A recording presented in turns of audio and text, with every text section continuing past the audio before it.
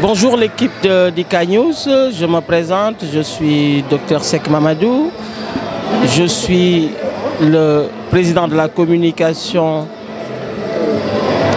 pôle communication du collectif Article 25, qui est un collectif citoyen qui œuvre pour la défense et la bonne exploitation de nos ressources naturelles.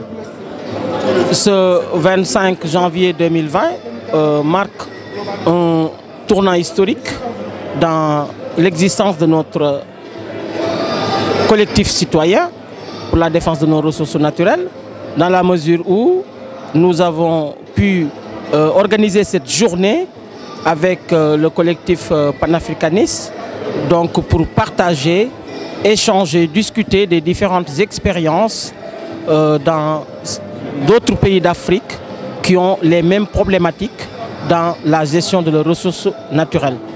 Donc nous avons, dans cette journée, nous avons vu une très belle exposition et un très bon exposé de l'expérience béninoise. Et également, et malheureusement, on devait pouvoir parler de la problématique de la salinisation au niveau de la Casamance, mais malheureusement, une de nos collègues membres du collectif Article 25 a eu un empêchement d'ordre médical. Et cet après-midi, nous allons continuer de plus belle manière à aborder d'autres thématiques. Donc, en ce qui concerne l'attribution des puits de pétrole et de gaz au niveau du Sénégal, qui sera comment dirais-je, présenté par notre frère Cheikh Ahmed Tidiane Sall. Et ensuite, il y aura l'exploitation de la minerai de fer des Falémé, donc qui sera débattu, qui sera présenté par notre frère Aboubakr Benjeloum. Et de ces deux derniers exposés, nous allons en tirer une synthèse de la journée. Et dans cette synthèse, évidemment, nous allons explorer, nous allons faire des propositions ou a priori des recommandations pour la bonne gestion et pour la bonne exploitation de nos ressources naturelles, qui constitue un point central, qui constitue un avenir pour toute l'Afrique. Et comme on est resté depuis très fort longtemps sans pour autant bénéficier des retombées économiques de l'exploitation de ces ressources minières, parce que naturellement, pour la plupart gérées par des multinationales qui sont hors de nos frontières. Et là, il va falloir qu'on mette notre expertise locale dans la gestion transparente de ces ressources naturelles pour que l'on puisse avoir, comme le stipule l'article 25, les ressources naturelles appartiennent au peuple. Donc, et ces ressources naturelles doivent être exploitées dans le seul but de pouvoir avoir un impact positif au plan économique et au plan d'amélioration de la vie, et en même temps prendre en compte le volet environnemental qui est fondamental, parce que la plupart des sites d'exploitation de ressources, le plus souvent, il y a eu des problèmes d'impact environnementaux. Donc ce volet environnemental sera intégré dans nos recommandations par rapport à notre, par rapport à notre expertise locale dans l'exploitation de nos ressources minières, en mettant la ressource humaine, ou bien les ressources humaines pour être plus précis, locales, dans la formation et dans, dans l'exploitation, voire même dans l'entrée dans le capital de ces différentes entités qui où nous allons réfléchir ensemble avec le patronat, avec les investisseurs locaux qui sont intéressés dans ce domaine-là. Et de toute manière, l'objectif visé, c'est que les bénéfices issus de nos ressources naturelles soient redistribués de la manière la plus juste à toute la population, que ce soit du Sénégal, que ce soit du Bénin, que ce soit de la Mauritanie et que ce soit de la Guinée ou du Congo. Donc sur ce, c'est une première que nous venons d'organiser, nous, le collectif citoyen article 25, après sa création, après son assemblée générale fin août 2019. Donc on a eu à développer pas mal d'ateliers sur des thématiques. Et là, c'est notre première conférence publique, donc pour pouvoir nous adresser aux différents peuples qui ont été cités et plus largement à toute la population africaine, pour les conscientiser davantage que nous nous sommes laissés faire depuis très fort longtemps par des exploitants extérieurs que sont les puissances coloniales qui nous ont longtemps, dépouillés de notre trésor le plus précieux qui se trouve sous terre et qui malheureusement, il va falloir quand même qu'on crée des compétences dans le domaine de l'extraction de ces minerais, qu'on crée des compétences dans le domaine des nouvelles technologies, qu'on crée des compétences dans le domaine de l'investissement, du montage financier pour pouvoir intégrer ces types de sociétés et qu'on crée des compétences locaux en termes de formation pour que demain, ces ressources puissent être gérées de manière saine par les différents pouvoirs qui se succéderont à la tête de chaque pays. Donc, cette gestion peut, dans une certaine mesure également, être mise dans une forme d'intégration économique au niveau régional, au niveau sous-régional, voire au niveau continental, parce que l'Afrique dispose de toutes les ressources les plus précieuses sur Terre et les ressources les plus valorisantes. Donc sur ce, je pense qu'il va falloir que nous puissions approfondir la réflexion, que nous puissions approfondir l'information, que nous pouvons approfondir également approfondir tout ce qui est bonne gouvernance, tout ce qui est bonne gestion pour que des retombées positives puissent voir le jour auprès de nos populations différentes.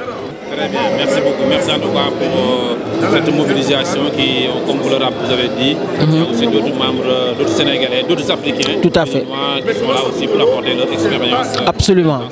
Absolument, absolument. Nous partageons cette plateforme avec les Béninois, avec la Mauritanie par rapport à leur expérience sur tout ce qui est les minerais de fer. Voilà. Nous partageons aussi cette plateforme avec les Congolais, avec un Djiboutien, et on a un public représentatif, même des pays non concernés par ces thématiques, ils sont là. Et puis voilà, je pense que nous félicitons de la réussite à mi-journée de cette très belle mobilisation qui vient de s'opérer. La grosse question, les Béninois ont voté. Si vous votez pour un président qui roule en Porsche Panamera avant d'être président, il y a quand même une vision, un choix par rapport à un modèle de société. Donc nous ne sommes plus, à mon avis, dans une vision socialiste, mais plutôt capitaliste et libérale. Il ne faut pas s'étonner que ce président-là vienne et fait une super protection autour de son nombril.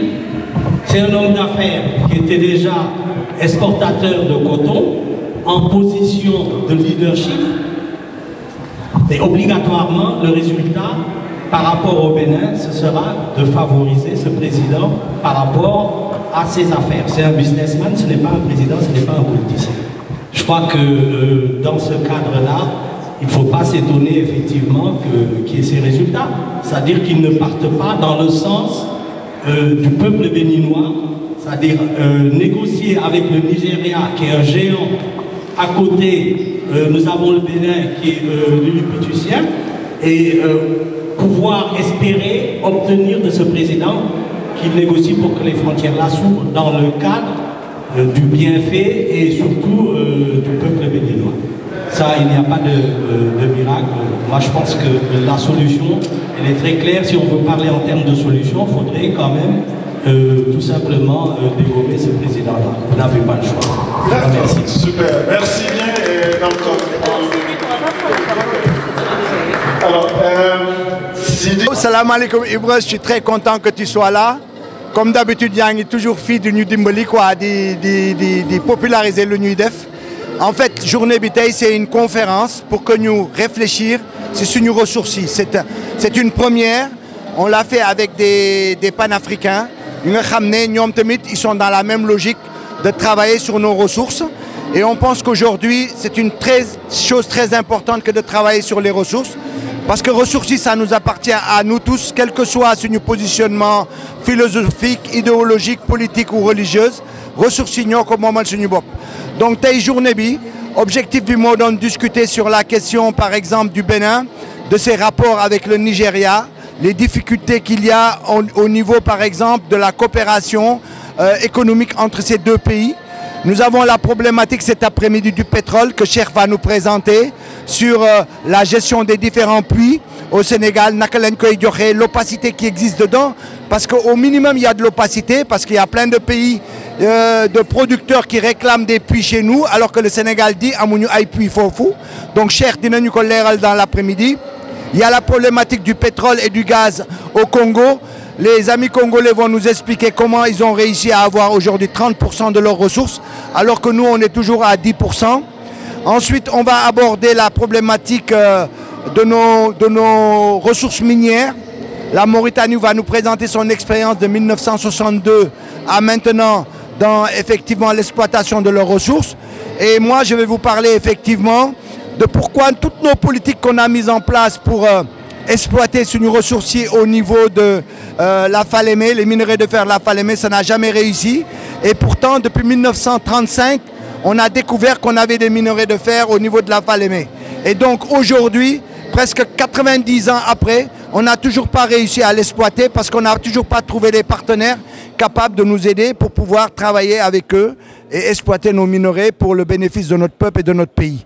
Donc je vais essayer de présenter effectivement pourquoi toutes ces politiques ont échoué, montrer quels sont aujourd'hui les atouts du Sénégal dans cette problématique, lan lañu am, lan lañu amul, et puis naka lañ ko wara mun développer, avec quelle technologie et pourquoi aujourd'hui il faut absolument transformer nos ressources sur place si on veut en avoir le gain maximum qu'on veut pour notre peuple. Voilà mon grand Ibra, ce que je voulais te dire pour la présentation de la journée et j'espère qu'on aura un rendu vidéo intéressant au niveau des débats et puis des interventions des uns et des autres pour pouvoir de façon consensuelle, ensemble, construire une vision, une politique sur la problématique de nos ressources. Je te remercie. Ça dit que pour avoir la solution, il suffit qu'un individu, il suffit d'un petit groupe qui ait une idée, la mûrit et porte ça à la connaissance de ses compatriotes. Et comme ça, les choses vont être. Je ne pense pas que. Il y a beaucoup d'idées qui pensent maintenant que nous sommes au futur. Par exemple, au Bénin, le Bénin ne se résigne pas. Parce qu'on sait pourquoi on en est arrivé là. Talon est arrivé. Il a profité d'un système à la base de questions posées et mal résolues. Donc, moi je suis très, très confiant. Ceux qui ont posé le problème de la langue, ils ont raison. Sans la langue, vous ne pouvez rien faire. Si vous n'arrivez pas à conceptualiser dans votre langue, vous serez mené par le monde. Donc, je crois que c'est sur ce point qu'on va arrêter les discussions.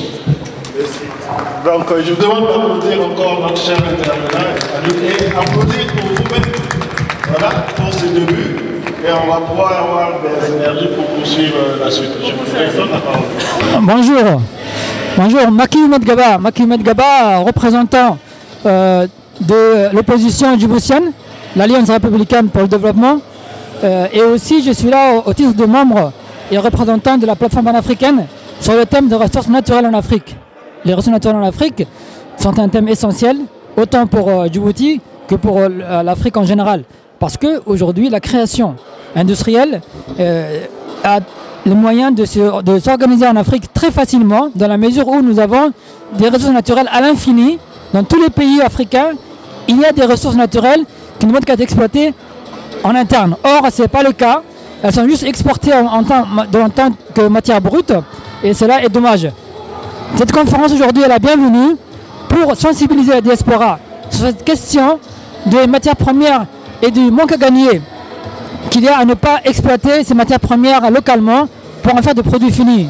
D'autant plus qu'aujourd'hui, l'industrialisation a plusieurs niveaux de compétences différentes et il est tout à fait possible de commencer à un niveau d'industrialisation simple pour aller crescendo plus tard, et le niveau d'industrialisation simple peut être mis en place facilement par des moyens apportés par la diaspora notamment, et nous avons aujourd'hui discuté de cela dans le cadre de la conférence. Quant à Djibouti, Djibouti est là aussi pour donner sa participation, l'opposition djiboutienne apporte sa participation à ce débat africain sur les matières premières, même si Djibouti n'a pas beaucoup de matières premières en dehors du sel et du porc.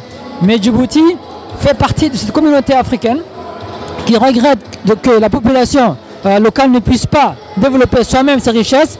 Les Djiboutiens regrettent de ne pas pouvoir profiter de leur propre pays pour mieux avoir une souveraineté, alors que 5 bases militaires étrangères occupent le territoire djiboutien et tirent Djibouti dans le sens qui n'est pas l'intérêt des Djiboutiens. Voilà pourquoi Djibouti est là, solidaire de toute l'Afrique, pour qu'en retour aussi l'Afrique soit solidaire de sa population pour l'aider à développer sa souveraineté nationale.